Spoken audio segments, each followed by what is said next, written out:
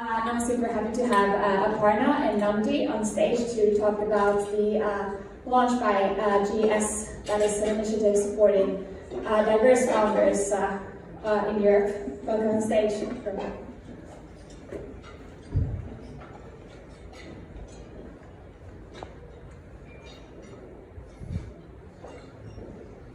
Right. Hi everyone. Nice to see a full room. All right, we'll get started. So my name is Aparna Aiyar. I'm a managing director on the growth equity fund at Goldman Sachs, which is part of our asset management group. I'm joined by several of my colleagues in the room here for growth as well as launching GS. And we're very excited to be at Slush. It's my first time here, but you know, as a team, we're excited to be here again to highlight what we're doing, to highlight also underrepresented founders and investors in the European ecosystem. I just want to share at the beginning a little bit about Launch with GS, which is our investment strategy to increase access to capital and awareness and facilitate connections for women, Black, and other diverse entrepreneurs and investors. So we're focused on investing in tech. That's our growth strategy as well. So we are really investing into tech-enabled growth stage companies. You know, within Launch with GS, it's a focus on underrepresented and diverse management teams. We partner with clients to invest in venture capital, growth stage businesses, as well as private equity managers with diverse ownership. And today we've deployed more than 900 million across our company and fund investments. So we've hosted 2 European entrepreneur cohorts supporting about 10 Black and women-founded companies that were selected from a broader group. So really highlighting what we think are the best companies and management teams in the ecosystem, and you know, being very proud and you know, find it incredibly rewarding to be to partner with them to you know, support their growth journeys. And a really critical part of Launch with GS is the ecosystem we're building to facilitate connections, and you know, being part of events like Slush is a big part of that, which also grows the pipeline of investment opportunities for us on the growth equity team. Partnering with organizations like Slush is a key part of our mission, and then gatherings like today show us, you know, it's great to see so many people in the room supporting what we're doing to, you know, as part of Launch with GS. So we're excited to chat. So I'm excited to be here today with you, Nnamdi. You were a member of our first Black tech cohort in the UK earlier this year. So maybe I'll start off and let you introduce yourself. Tell us a little bit about you and you know, your journey. Sure. Thank you first and foremost to Slush and Launch with GS for having me. Thank you, Aparna, as well. So my name is Nnamdi Emelifeonwu. I am the founder and CEO of Finally, and Finally is a startup utilizing AI to simplify the reading and understanding of drafting of contracts. So, put it simply, our technology allows you to access all the information you need from your to allow you to interrogate as well as manipulate your contract from the point of view without having to leave where you are. We work with a number of law firms, the likes of Freshfields and Slaughter, as well as corporate legal teams like Barclays and Deloitte. And prior to starting the Finally, I was a city solicitor. I worked at a law firm in London called Freshfields, where I practiced for almost 5 years. Great. So I think that kind of covers a little bit, but you know, what was the kind of moment? What was the decision that led you to found Finally? Yeah. The trajectory of my career really changed actually at the first day I joined Freshfields as a trainee solicitor. On the day I joined Freshfields, there was another lawyer who joined at the same time I did from another law firm. He was a few years ahead of me. His name is Fergus, and he was an incredible lawyer, but he was unique. And what made Fergus unique was that he was visually impaired. And he struggled to read information on screen like you and I would. So you can imagine my fascination meeting somebody like Fergus doing the job lawyers do, which is sort of working on complex, lengthy transaction documents on a daily basis. Of course, because of his visual impairment, he lost a lot of productivity when simply trying to just earn a living and do his job. He was a fascinating individual. I mean, he got a first-class degree at university with his wife reading his textbooks to him. So he's just incredible. And I got to know Fergus really well. We became really good friends, worked on the first sort of transaction I did. We did that together, so we got really close. And I remember just getting to know Fergus and how he worked. And I really just wanted to try and help him. He and I spent many hours speaking about his disability, thinking of solutions that could actually make him more productive with his job. And I remember one day we just sort of, burning the midnight oil, we were just sort of chatting, and we thought, if there was a solution for you, Fergus, what would that solution look like? And he said, if I could just stay in one part of the contract, and from there I can do whatever I need to do, read, understand, draft the contract without ever leaving where I am, that would be really helpful. Of course, initially I thought there must be something out there that does that. Having done the research, there wasn't, so I sort of got somebody, an external partner, to try and see if I could build something that could help further. So I remember getting the first version of that prototype. I was in Cape Town for a friend's birthday at the time. I remember sort of playing around with it just to make sure the money I had spent had been properly implemented. And two things happened. Firstly, I sort of got proof that actually what we were trying to create was possible.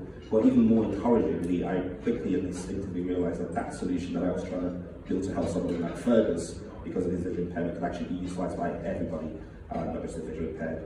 So I remember coming back to London really excited, speaking to every lawyer I knew would say, hey, if you had a solution like this, would you use it, or do you think it would be useful? Unanimously, everybody said yes.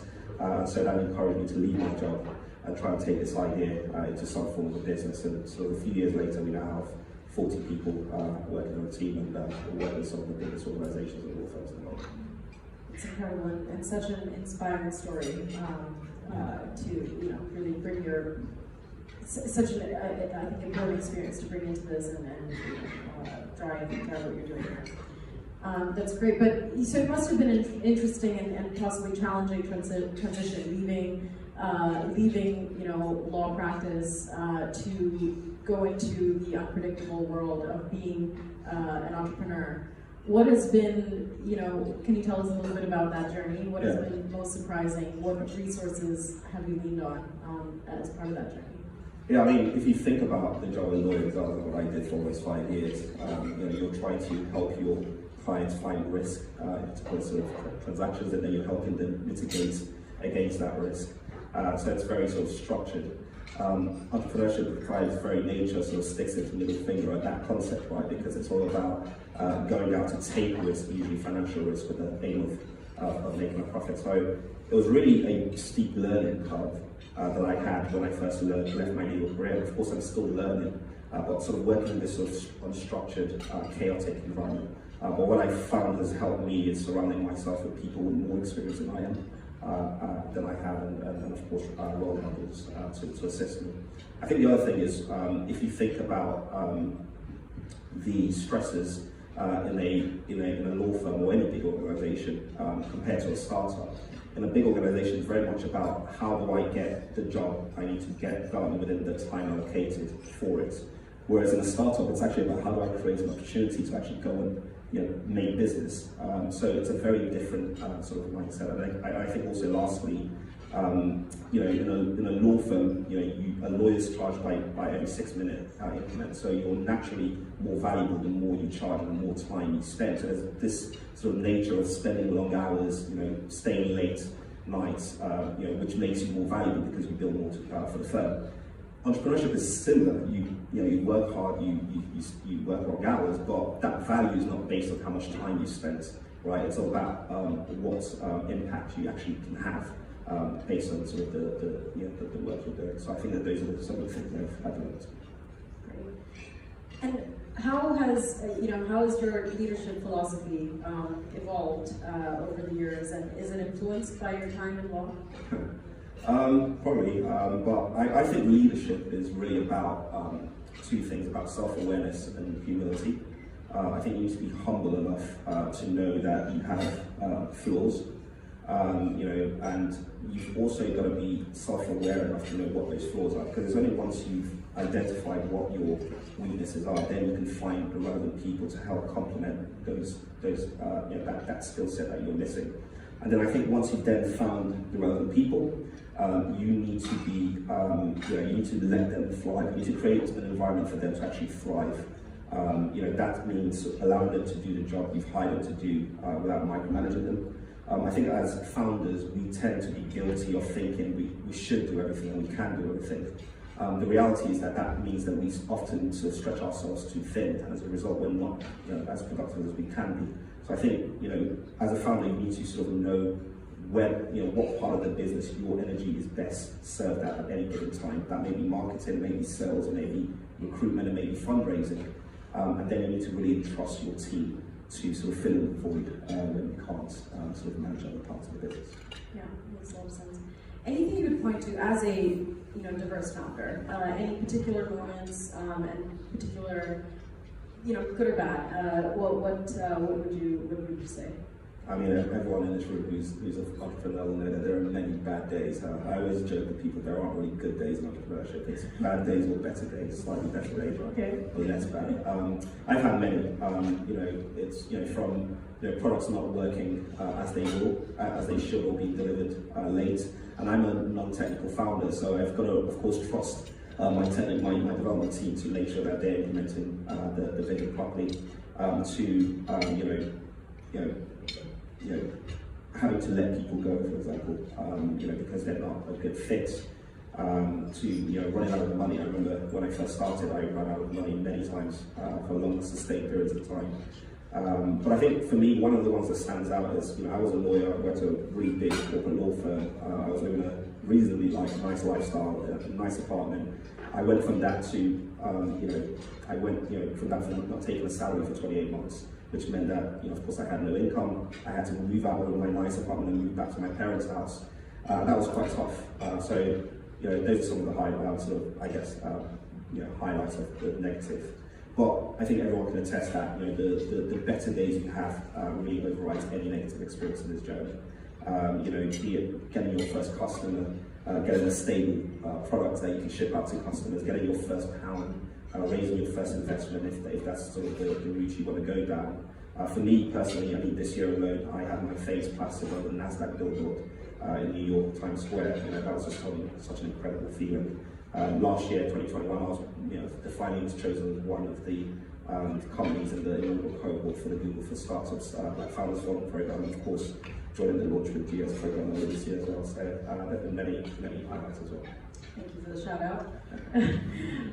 So speaking of fundraising, what is one thing you wish investors should know about founders that they maybe should do differently or just be aware of?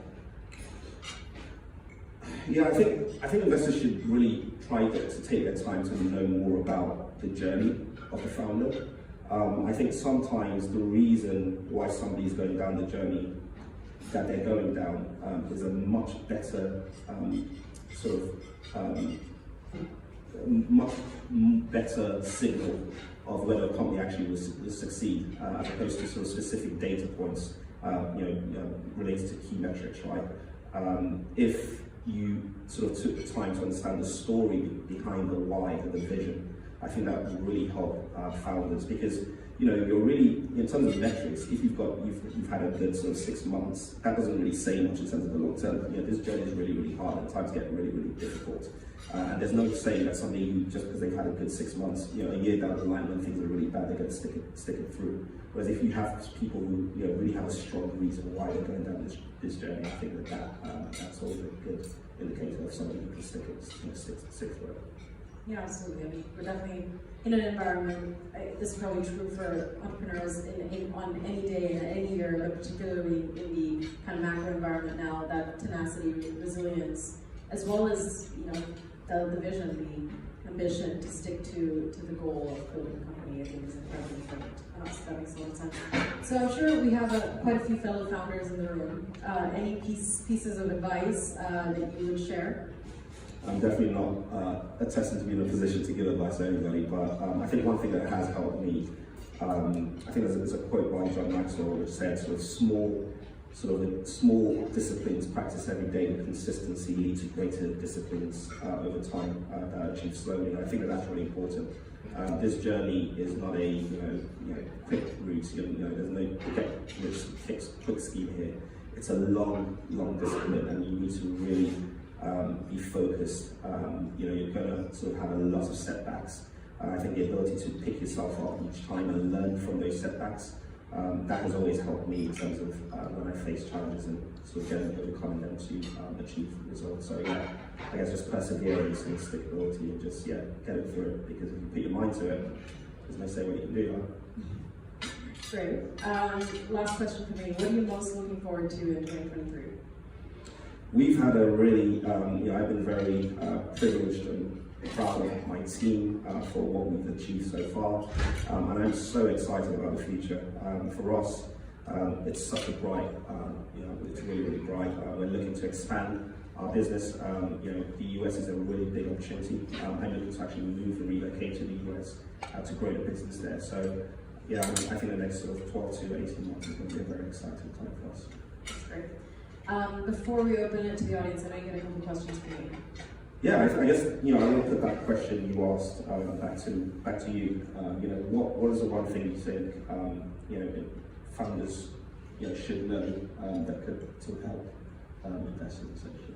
I think to me the biggest thing is how have they worked with other companies in both good times and bad? How have they been supported? How have they challenged the management team on strategy, on the plan? And really been a partner, not just a capital partner, but a partner on that journey of building the business. I think is the most important thing. I mean, it is a partnership for a very, very long period of time, especially if you're an early stage company and investor. You're going to have them around you in some shape or form for many years. So I think having a sense of what they're like in those challenging times and reference checking them with other companies they've invested in or not invested in, just to get a sense of how they, that phase of, kind of them doing diligence, trying to sign a term sheet can be a lot of selling on both sides. So you kind of want to know behind all of that. It's similar to, it's a different version of your answer, which is that who are they really at the core of it, I think is important to know. Great. Any questions from the audience? I think we have a few minutes.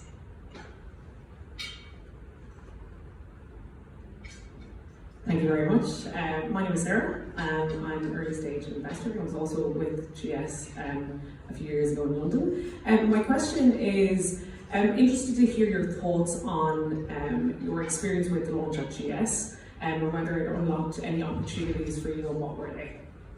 Yeah, no, it's a fantastic community, first and foremost. I mean, to be associated with the GS brand, it's just, I think it's a privilege that any founder would want to have. For us personally, it's been very helpful in terms of just a wider network. And I think also when you're thinking of opportunity, it's very easy to just think short term, but actually it's more the longer term relationships that we're trying to build. So GS, we've got a great relationship with them, and we continue to have so, but I'm actually more focused on how that relationship can mature as we mature as a business. So in terms of short-term things, they've given us access to their investor base. They've given us access to me coming here, for example, it was through sort of the launch of GS program. As I'm looking to sort of move over to the US, they've been very helpful in giving me sort of useful advice on that. So yeah, I've been very, very privileged to be part of the program, and definitely, I think it's a great program. Awesome, thank you.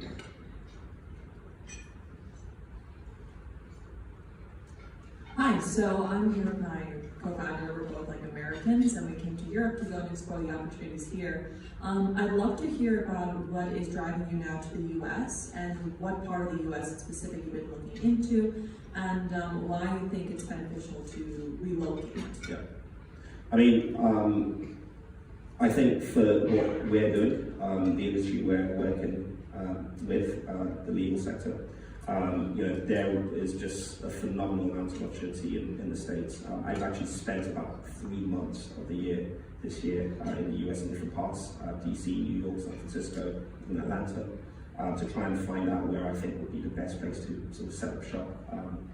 all that research has shown me that actually New York is probably the best place, just because you have the highest concentration of law firms, corporations, as well as financial institutions. But the reason being, the US market, I mean the legal market there alone is about 10 to 15 times the size of the UK market. So for me, we have aspirations of being a very, very big business. I think that that wouldn't be a realistic aspiration if I wasn't in the market where I perceive as the biggest opportunity.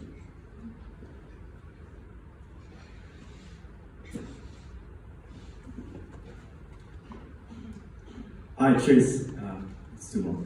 I'm Youssef, running an incubator and accelerator for down Web3 startups.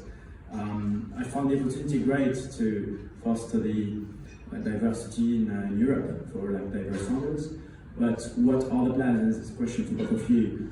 What are the plans to actually tackle directly the roots of fostering diversity and investing or incubating more in South America, Africa, Asia? Are there some plans to move that forward? Because that's great also to start from European standard point, but the diverse people also in Europe, let's say, made it already to a better level than the ones that are still in, let's say, under developed countries. So is there some plans to foster more investments in these regions, or to tackle the source, so to speak, of the issues?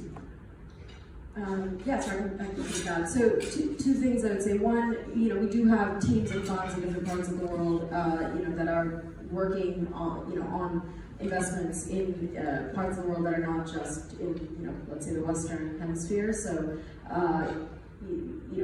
India and Southeast Asia, for example, Latin America, we do have investments, teams and funds. While there will be an increasing focus on kind of impact-driven investment as well. So it's not not out of the broader mandate of Goldman Sachs and the investments that we do.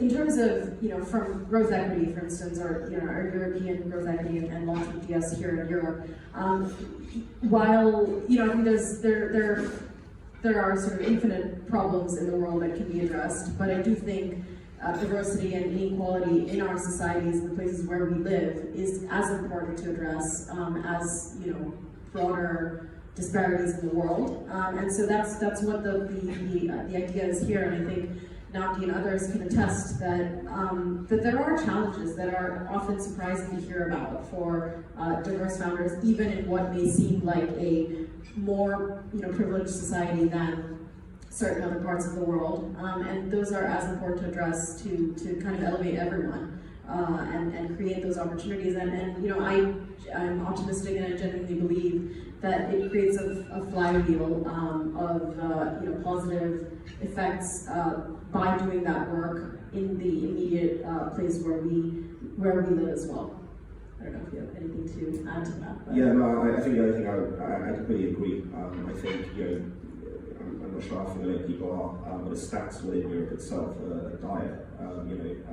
The amount of focus on black founders, the amount of black founders that have received VC-backed money or venture is less than 1%. So it's really starting sort of from your own base. I think we need to have a much more diverse investor base.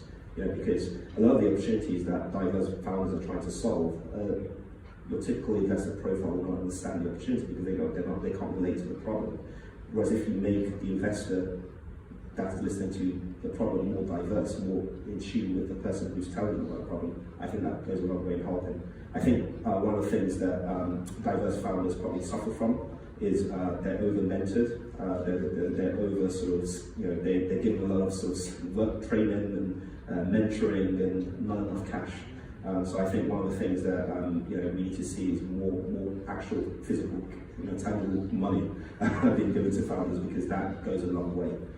So yeah, that's mine. Thank you. We can do one more, and that will be. Hi, my name is Ajay. I'm the founder of Greenswell.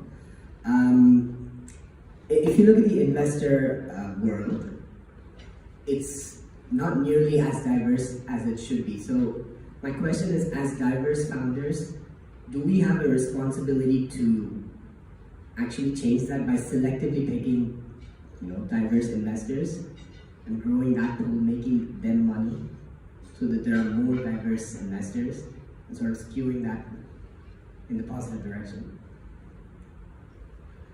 Well, I personally feel that forget about the investors, focus on what you're doing. My goal is to do really, really well with the finding and have enough money that I can now invest in other people that look like me, right? So it's not for me to try and focus about giving somebody else money and then them do the job that I should be doing. So I think we just need to, it's going to be hard. It's hard, like as a black founder or as a diverse founder, female founder, trying to get money from VCs who just don't. They're not sort of investing in us historically. But I think the opportunities we do have, we have people who are trying.